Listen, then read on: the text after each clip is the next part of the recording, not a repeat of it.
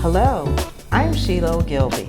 Welcome to Travel Talk with Sheila and Friends, a podcast dedicated to exploring exciting travel destinations with friends, family, and members of the community, all here to share their most memorable travel experiences to fascinating places around the world. Stories of travel to all 7 continents: Africa, Asia, Antarctica, Australia, Europe, North America, and South America. We start each podcast discussing travel destinations and end each episode with travel tips for students and young adults. Travel Talk tips center on highly rated international degree and study abroad programs and attractive career options in the travel and tourism industry. Today, we're taking a journey across the world to the fascinating island country of Indonesia with my guest, my cousin, Reverend Dr. Barbara Morton. Now, here's something you might not know. Asia is the largest continent on Earth, home to nearly 60% of the world's population, and Indonesia is one of its crown jewels. In fact, Indonesia is the world's largest island country, made up of more than 17,000 islands. It's also home to lush rice paddies, towering volcanoes, bustling cities, and some of the warmest, most welcoming people you'll ever meet. In this episode, Reverend Morton shares her unforgettable travel story of living and learning in Indonesia during her seminary years. Instead of choosing a familiar U.S. city for her mission immersion, she took the adventurous route, flying halfway across the globe to immerse herself in a culture that was new, different, and deeply inspiring. What shines through most in her story is the hospitality and warmth of the Indonesian people and the beauty she discovered not only in the landscape but in the culture of community and care. So stay tuned, because this episode isn't just about traveling. It's about faith, adventure, family, and powerful lessons.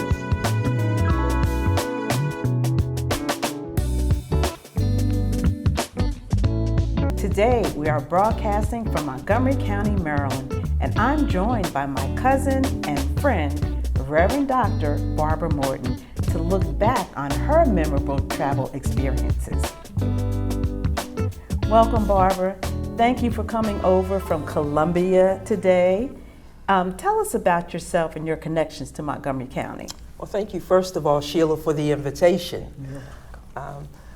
I used to live in Montgomery County at least for 2 or 3 years before I accepted the call to ministry at a small church in Montgomery County, Resurrection Baptist Church. After which I moved to Howard County and left Howard County to go to Richmond, to go to seminary. So outside of living there for a couple of years, my connection is family, Philip, you all, and my sister and her family. Yep, absolutely. Okay, so tell us about some of your travel experiences. I know that you traveled a lot in the U.S., but also abroad.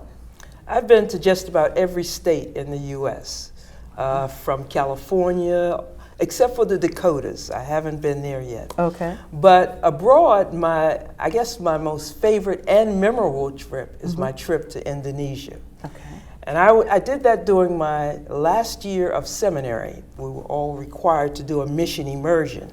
I had the choice of going to New Jersey versus going to New York versus going to D.C. But I was younger and adventuresome, so I wanted Indonesia because I wanted something different. Okay. And I knew it was different. Okay. So with Indonesia, what was so different about it? What did you learn while you were there? First of all, Indonesia is now called the Republic of Indonesia, and it is 87% plus Muslim, which is different from living in what we call a Christian country versus a Muslim country. The culture is different. From the food you eat, from the way you eat your food, and all of the family customs that surround it. So we went to West Sumatra by way of Singapore. Okay. Wow. So I looked at those beautiful photos that you have from the trip. Tell us about some of the photos, what was going on in them. Well, in the first photo, I believe you will see the group of 4 students and our professor, who was from Nigeria. Okay. And the other students were from North Carolina, I was from Maryland, and I've forgotten the other 2. But our goal was to visit with an orphanage, so we took trunks of toys and books and everything to share with them. So our first stop was the orphanage. Okay. Now, in Indonesia, the orphanage is the school, whereas here in the U.S., it is a place where children are placed who don't have parents. Right. So, but there it is a school. And when you look at that picture of all the students, you will see this real short little lady right in the center of them. She was 80 years old, and she was the one who started that orphanage when I was there, which was like 16 or 18 years ago. Okay. Everything that we saw, every place, every village that we went was rural. Because Indonesia sits between the Indian and the Pacific Oceans. Okay? And the area that we were in was mountainous. There were volcanoes. There were strange animals. There were lots of monkeys. But the people greeted us as though we were part of their culture. And they treated us with great hospitality. So what about the language? Was, the language difference? How did you handle that? Well, we were smart enough to take a language course, a very short language course. Online at the time. Oh no, we had DVDs, so we could say hello, goodbye, how are you? We knew how to ask for the food and for the fruit. Okay, good. So in some of the photos, there was food, and one, it sort of illustrates the difference in cultures because they were sitting on the floor eating. Tell us about that. We were in a West Sumatra village eating with an imam. Now the imam is the head of the village. They rule. They're the law. You follow whatever they tell you to do. They're like the mayor in our cities. But in those villages, that's how you eat. It's a communal meal. Everyone in the village or in the family eats together, and you sit on the floor. Dishes of food, different foods are placed before you, and you eat with your hands. Their staple is rice, and they don't eat pork, so it's beef or seafood or fish, whatever. But you mesh it together, and you pray that you don't get any of that hot sauce that they have, because it burns before it gets to your lips. But this is how you eat. You eat with your hands. Wow, well, that's different. It is. Definitely. Was the food good? It was. It was very spicy. The fish came straight from the river, and it was great. And food was good. One day we walked up to a hotel, and it was a Hilton. And we had lunch at the restaurant there. It was the first time I'd ever had a fried egg on my hamburger. Oh, that's good. I've had those. Yeah, that's real good.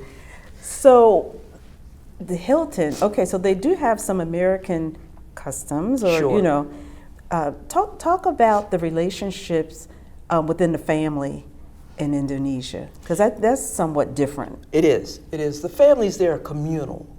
Everything happens and centers and focus around the family care. For example, when it's dinner time, everybody comes to the table, whereas here we've got our kids off in their rooms with their computers or their iPads or out doing something else, but there everybody comes to the table at the same time. Okay, and the older people, like do they all live together? They do. For the most part, the parents, as they grow older, will live with their children. So everybody's living in the same household. They don't have the same types of systems we have. They have a poor social security system, or what I'm calling social security system. But they take care of their parents until their parents die. There are no nursing homes, so to speak, no hospice, nothing like that. Wow. Well, I guess, there are upsides and downsides to some of that. But, and we're almost out of time here. What was the beauty of Indonesia? The beauty of Indonesia is the rice paddies, the architecture. You just would not believe how the water flows and how it goes in. It's just the beauty of the land. And our last few days were on the beach. a private beach where we sat. We had our food brought in, and we wrote our last papers. Okay. So you mentioned the beach. I saw one of the photographs that had the heart. Was that the beach? It had the heart and the letters and the year. That was the volcano. Oh, okay. One day they climbed the volcano, which had erupted a few weeks before we got there. Barbara did not climb the volcano, but they left our signature, Baptist Theological Seminary of Richmond, Mission Immersion Experience, 2006. Okay, that's what I was looking at. Well, it was great. Thank you for sharing that story. Thank you for allowing me to share. Sounds like an amazing experience, and I'm sure you really grew from it. I did. Yeah, I did. Yeah. Thank you. Okay, well, thank you. Welcome back to Travel Talk with Sheila and Friends. Before we wrap things up, we always make time for Travel Talk with Young Adults, where we explore the world and provide resourceful information that could lead to a lifetime of professional travel opportunities. Today, I want to talk about something that could literally change your life: studying or working abroad in Asia. Now, I know Asia might feel a little far away or unfamiliar, but trust me, it's a region that's booming with opportunity. Whether it's the high-tech hub of Japan, the rich culture of China, the innovation in South Korea, or the vibrant energy of places like Thailand and Vietnam, Asia has so much to offer. You're not just gaining a new perspective, you're opening doors to international networks, to learning the languages, and expanding your worldview. Benefits. Think about it. Employers love candidates who have had global experience. It shows adaptability, problem solving, and the ability to thrive in different environments. Plus, many Asian countries are investing in education and have a huge demand for English teachers, tech talent, and even interns in global companies. So whether you're thinking about continuing your studies, taking a gap year, or kickstarting your career, Asia could be your next big step. So if you're a student, recent graduate, or young professional in the DMV who loves to travel, keep following this podcast to discover other travel opportunities for studying or working abroad, where you can gain new perspectives, build unforgettable memories, and cultivate skills that will benefit you for a lifetime. We are at the end of this episode of Travel Talk with Sheila and Friends. If you missed an episode, catch up on demand at myncmedia.org. A big thank you to our wonderful guests and incredible production team. But most of all, thank you for tuning in and being part of this journey.